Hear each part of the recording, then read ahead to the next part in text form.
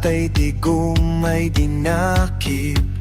Ipimakanulo lang mga gahaman sa kapangyarihan ay aliping. Ngunit ang bayan ay nagising sa panliling lang at paninikil.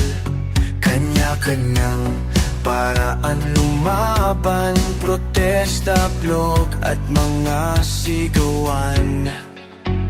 Sa Facebook, YouTube at TikTok, mga tao'y nagbukas loob.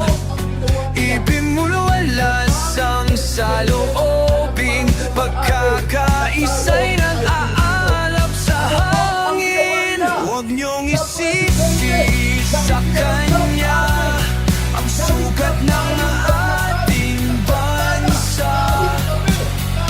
Hindi siya ang problema, kundi mga traidor at tiwali. Mga kriminal na kurap dapat isakdal. Hastisya ang dapat itanghal. Mga kababayan, on March 11, 2025, former President Rodrigo Roa Duterte was forcibly taken by the Philippine National Police upon his arrival at the Ninoy Aquino International Airport.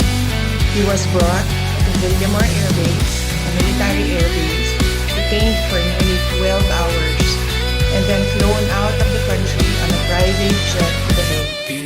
All allegedly because of a warrant issued by the International Criminal Court. This was patently an illegal arrest. This constitutes extraordinary rendition. A Filipino citizen, a former president, was taken into custody without a valid warrant issued by a Philippine court, without due process, and without any legal basis under our law. Tatay di kong sa puso'y dalhin, sa pagbangon siya'y ating kapiling. Huwag niyong isisi sa kanya ang sugat ng